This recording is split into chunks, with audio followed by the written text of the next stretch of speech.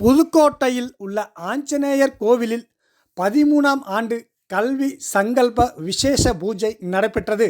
இதில் மாணவர்கள் தேர்வை எப்படி எதிர்கொள்ள வேண்டும் என்று குறித்து கல்வியாளர்கள் விளக்கமளித்தனர்.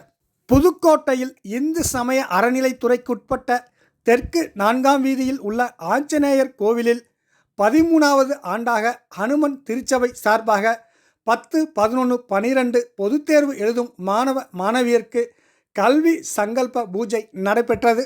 இதில் பங்கேற்ற மாணவர்கள் ஆஞ்சநேயரை வழிபட்டும் பூஜையில் பங்கேற்றனர். இதில் கல்வி கடவுள் சரஸ்வதி சிலை அலங்கரிக்கப்பட்டு தீப ஒளி வழிபாடு செய்து மாணவர்கள் பிரார்த்தனையிலும் ஈடுபட்டனர். இந்த பூஜையில் பங்கேற்ற மாணவர்களுக்கு கல்வியாளர்கள் தேர்வை எதிர்கொள்வது எப்படி என்பது குறித்து விளக்கமளித்தனர்.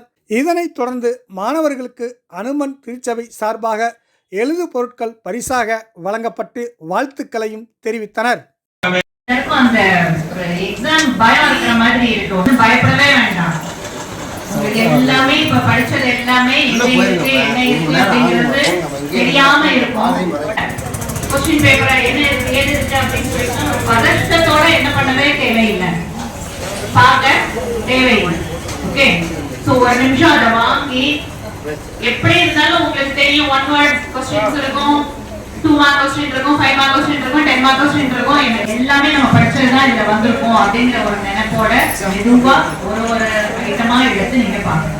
நம்மளோட இலக்குல தீர்மானமா இருக்கும். ரொம்ப அழகா சொன்னாங்க ஒழுக்கத்தை பத்தி. இந்த காலத்துல கண்டிப்பா பிள்ளைங்களுக்கு சொல்ல வேண்டிய ஒண்ணு, படிக்கிறதுன்றது நம்ம வாழ்க்கைய நெறிப்படுத்துறதுக்காக படிக்கணும். சரி, அப்ப நம்ம நெறிப்படுத்திக்கணும். நம்ம படிக்கிறத வாழ்க்கையில என்ன பண்ணணும், யூஸ் பண்ணணும். எல்லா இடங்களையும் நம்ம படிச்சதை பயன்படுத்தணும். பயன்படுத்துறதுதான் கல்வி. கல்வின்றது புத்தகத்தோட முடிஞ்சிடக்கூடாது. ஒரு இடத்துல நம்ம எப்படி நடந்துக்கிறோம், நம்மளோட பண்பு எப்படி இருக்கு, ஒருத்தருக்கு நம்ம எப்படி அணுகிறோம், ஒருத்தரை எப்படி நம்ம மதிக்கிறோம், இது எல்லாமே தான் என்னது கல்வி. இது எல்லாமே சேர்ந்ததுதான் கல்வி.